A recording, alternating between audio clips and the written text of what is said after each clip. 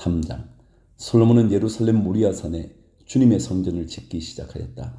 그곳은 주님께서 그의 아버지 다윗에게 나타나셨던 곳이다. 본래는 여부스 사람 오르난의 타작마당으로 쓰는 곳인데 다윗이 그곳을 성전터로 잡아 놓았다. 성전을 짓기 시작한 때는 솔로몬이 왕위에 오른 지 4년째 되는 해 둘째 달 초 이틀이었다. 솔로몬이 짓는 하나님의 성전의 규모는 다음과 같다. 옛날에 쓰던 자로 성전의 길이가 60자, 너비가 20자이다. 성전 앞 현관은 길이가 성전의 너비와 같이 20자이고 높이는 120자인데 현관 암벽은 순금으로 입혔다. 솔로몬은 또 본당 암벽에 잣나무 판자를 대고 순금을 입히고 그 위에 종려나무 가지와 사슬 모양을 새겼다. 그는 보석으로 성전을 꾸며서 화려하게 하였는데 그 금은 바로와임에서 들여온 금이다.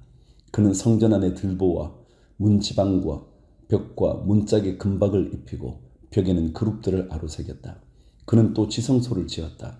그 길이는 성전의 너비와 같이 20자이고 너비도 20자이다.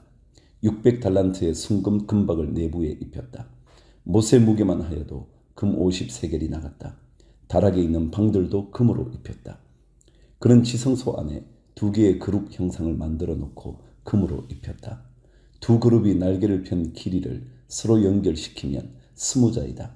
첫째 그룹의 한쪽 날개 길이는 5자인데 그 끝이 성전 벽에 닿았고 다른 쪽 날개 역시 그 길이가 5자인데 그것은 다른 그룹의 날개에 닿았다.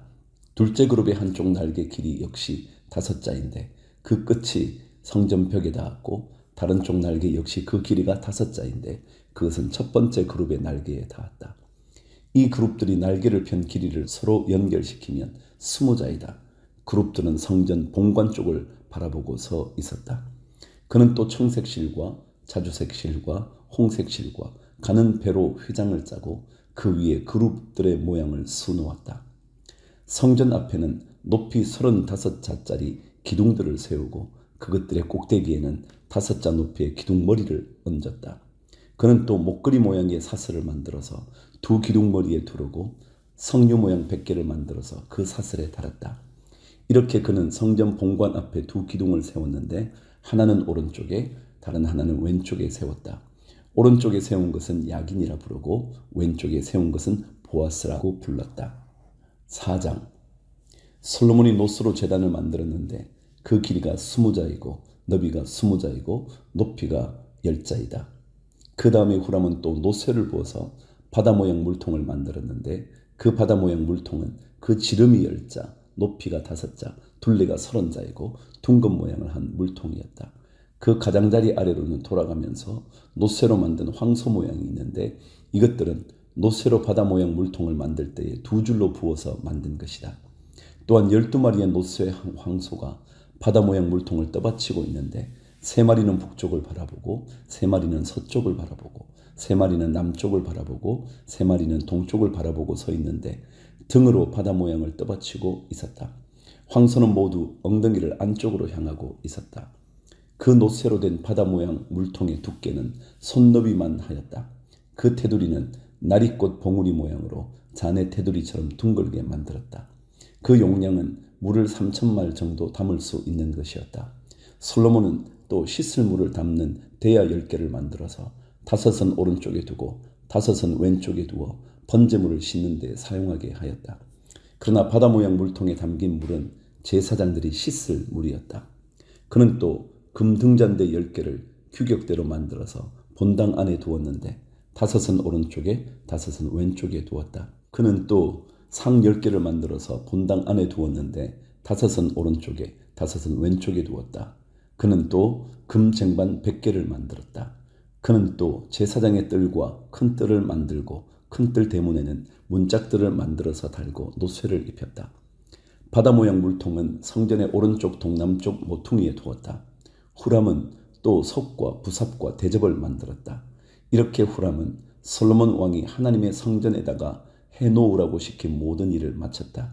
그가 만든 것들은 기둥과 그 2 기둥 꼭대기에 얹은 둥근 공 모양을 한 기둥머리 둘과 그 2 기둥 꼭대기에 있는 공 모양을 한 기둥머리에 씌운 그물 2개와 기둥 꼭대기에 있는 공 모양을 한 기둥머리에 씌운 각 그물에다가 두 줄로 장식한 석류 400개를 만들었다. 또 그가 만든 것은 받침대와 받침대 위에 놓을 대야와 바다 모양 물통 1개와 그 바다 모양 물통 아래에 받쳐놓은 황소 모양 12개와 솥과 부삽과 고기 갈고리였다.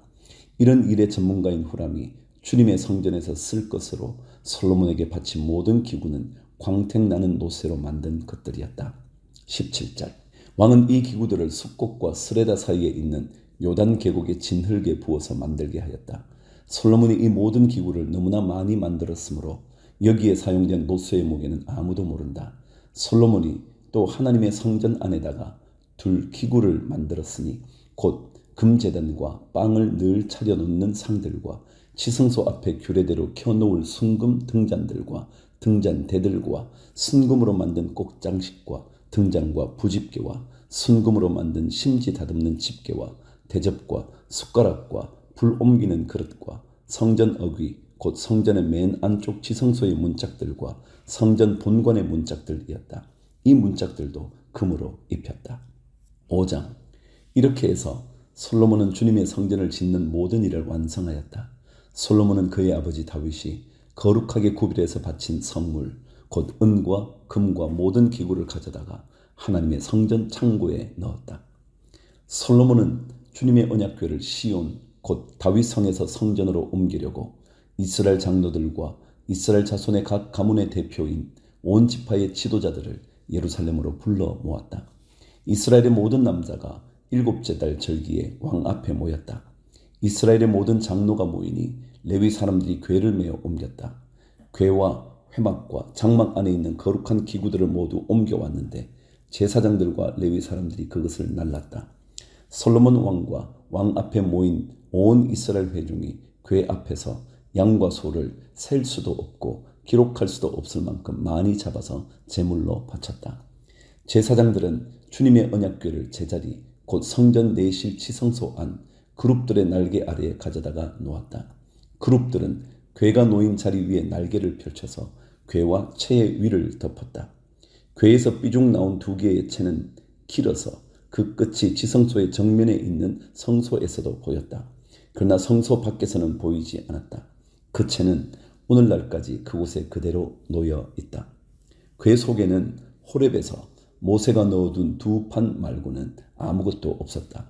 이 2판은 이스라엘 자손이 이집트에서 나온 다음에 주님께서 호렙에서 그들과 언약을 세우실 때에 모세가 거기에 넣은 것이다.